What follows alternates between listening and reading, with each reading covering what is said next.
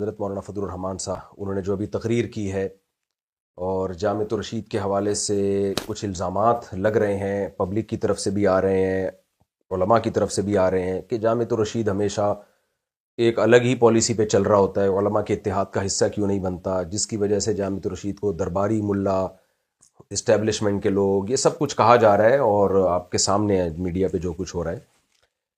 تو میں یہ پوڈ کاسٹ کر رہا ہوں جامعۃ الرشید ہی کے نمائندے کے ساتھ، اور اس وقت میری حیثیت جامعۃ الرشید کا امپلائی کی حیثیت نہیں ہے۔ اس وقت یہ خوب سمجھ لیں، میں جامعۃ الرشید میں 30 سال سے ہوں، لیکن میری حیثیت یہاں ایک امپلائی کی حیثیت ہے۔ میں ایک ٹیچر ہوں، سینئر اساتذہ میں میرا شمار ہوتا ہے، دارالفتہ میں افتاء کا کام میں کرتا ہوں یہاں پہ۔ جامعۃ الرشید کی شورا میں نہیں ہوں، میں مینجمنٹ میں نہیں ہوں، لہذا مجھے پورا حق ہے کہ جامعۃ الرشید پہ میں اعتراض کر سکوں۔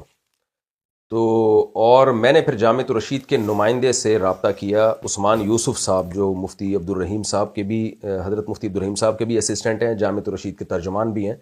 میں نے کہا بھائی میں آپ سے نیوٹرل ہو کے، اور اگر آپ مجھے حضرت مولانا فضل الرحمان کا نمائندہ سمجھ لیں، انہوں نے نہیں بنایا مجھے نمائندہ، لیکن اگر سمجھ لیں تو مجھے اس پہ بھی کوئی اعتراض نہیں ہے۔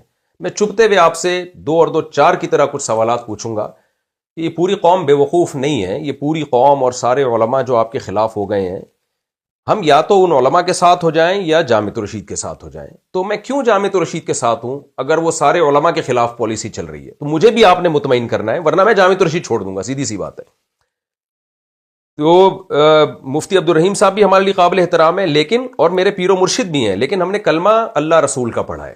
ایسا نہیں ہو سکتا کہ سارے علماء کو چھوڑ کر میں حضرت مفتی عبدالرحیم صاحب ہی کے ساتھ چمٹا رہا ہوں۔ کم از کم میں آپ کو گارنٹی دیتا ہوں میں یہ نہیں کر سکتا۔ ان کی بات اگر قرآن و سنت کے خلاف جائے گی، اور اس کا تو منہ بولتا ثبوت ہے، مثال تو تھوڑی سی نامناسب سی ہے، لیکن فی الحال میرے پاس یہی مثال ہے۔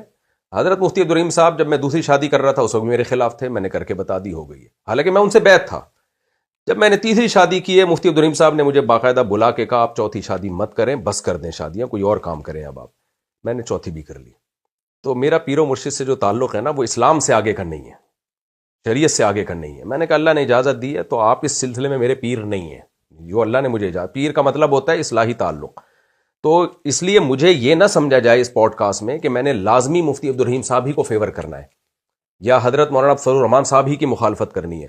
جہاں مجھے لگے گا کہ مولانا فضل الرحمان صحیح ہے میں صحیح کہوں گا، جہاں مجھے لگے گا مفتی عبدالرحیم صاحب صحیح ہے میں ان کو صحیح کہوں گا، جہاں مجھے جو غلط لگے گا میں ان کو غلط کہوں گا۔ ابھی میں بالکل نیوٹرل ہو کے یہ پوڈ کاسٹ کر رہا ہوں تاکہ مجھے بھی کچھ، کیونکہ میرے بھی بہت سارے فینز ہیں جو JUI میں ہیں، جو علماء سے ان کا تعلق ہے، ان کے سوالات آ رہے ہیں، وہ مجھ سے بھی پوچھ رہے ہیں، مجھے بھی عدالت کے کٹہرے میں لا کے کھڑا کر رہے ہیں، بھئی آپ کیوں چپ ہو، آپ بتاؤ نا کیا صحیح ہے کیا غلط ہے۔